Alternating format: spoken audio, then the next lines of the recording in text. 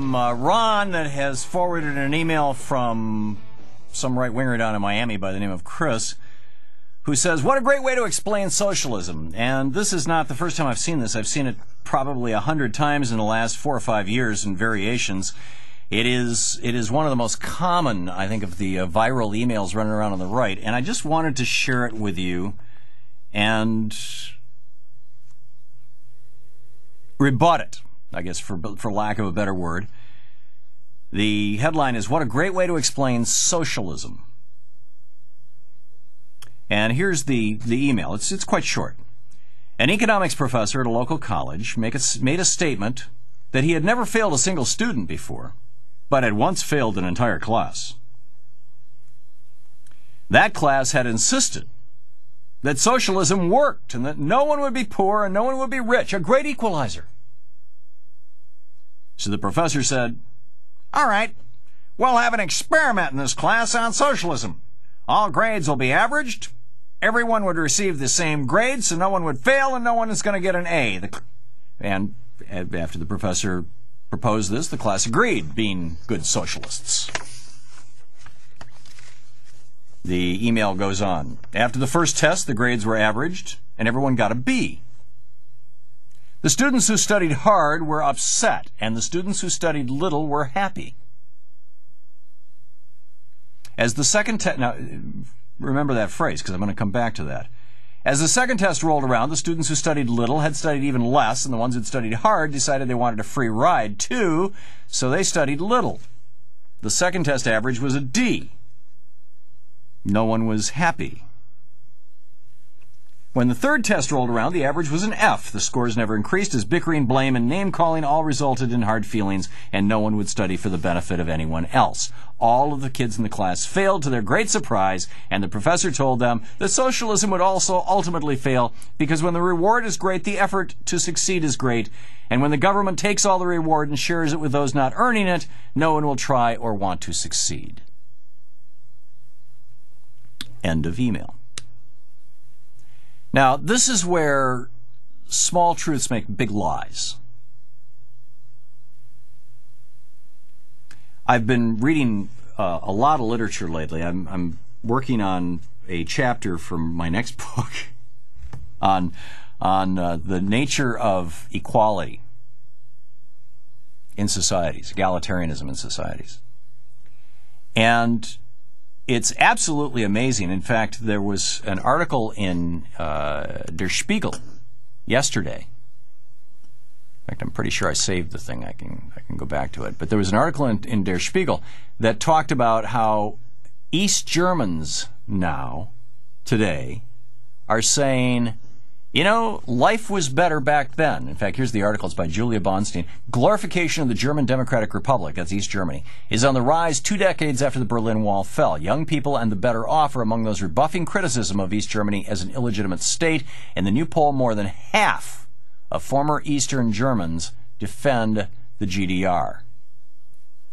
Now, what's really interesting is when you look at the statistics, and by the way, I am not an advocate of Marxism, which is what this professor was sort of trying out in his class. I'm not an advocate of that. However, when you look at the statistics of quality of life, that is everything from infant mortality to longevity to the incidence of mental health and suicides to the job satisfaction, the length of survival of marriages. I mean, there's all these different criteria you can look at. Probably the most easily measured absolute criteria is simply lifespan. What you find is that in those societies, first of all, there's a big difference in societies where people make less than $5,000 a year. In those societies where people make less than $5,000 a year, regardless of whether it's an equal or unequal society, lifespans are short, life is tough. In those societies, however, that make more than $5,000 a year, and remember, we average around $40,000 in the United States. And the former Soviet Union was averaging around $10,000 or $11,000 in the 1960s and 70s. What they found was that the Soviet Union was beating us in most of those indexes. Now, by the 80s, they had fallen way behind us. Why? Because they started introducing market policies in the Soviet Union, oddly enough. Now, again, I'm not saying that we should go to the Soviet Union. It's not a form of government that I want. It's not a form of economy that I want. But it's an extreme example of what these researchers found, and we'll be going into a lot more detail with this over the next few weeks as I start writing this book, and I've pulled together all this research, and I'm going to be writing about it in some of my op-eds as well. What you find is that in those cultures, in those societies where there is vast inequality between the richest and the poorest, like the United States and the United Kingdom, we are the two most unequal of all the industrialized societies in the world. Now, there are some countries, Saudi Arabia, Dubai, where the divide between rich and poor is even greater than it is here. And they suffer many of the same problems. But among the industrialized country, we're at the top. We're the worst. And we have the highest homicide rate, the highest rate of people in prison, the highest rate of divorce. We're the shortest lifespan of all the industrialized countries in the world. We have the highest infant mortality rate of all the industrialized countries in the world. In Bowling for Columbine, Michael Moore asked the question, why is it that Canada, which has more guns per capita than the United States, has a fraction of the homicide rate? Well, what you find is that Canada is a very equal society. The top tax rate in Canada is almost 50%, whereas here it's only 36%. So there are fewer Canadian billionaires, and there are fewer Canadian poor people. There are many more people in Canada who fall right into the middle class, and everybody has health care, and everybody has good, and there are good pensions. They have a good Social Security program. They got all these things that we don't have. And so it's about inequality. So back to this email about this class. This isn't actually the way it would play out. There have been, as somebody who's written 7 books on education, I've been on the board of a private school for 3 decades, and still am. HunterSchool.org, you can find it. It's a school for learning disabled kids with ADHD. Somebody who worked for years as a consultant to school districts, from great big ones like Atlanta, Georgia, to little ones like Muskegon, Michigan. From coast to coast, well, actually in several different countries. I've worked with different school districts on 3 continents, in Europe and Australia and the United States. I can tell you that the experiments that have been done with gradeless classes, either pass-fail classes or everybody passes classes, show that, yeah, there's always going to be a few slackers. It's the same thing in society in general. There's always going to be a few slackers. We're always going to have 5% more or less among us.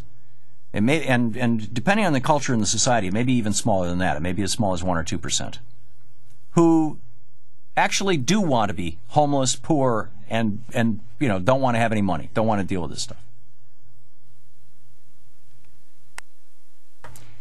But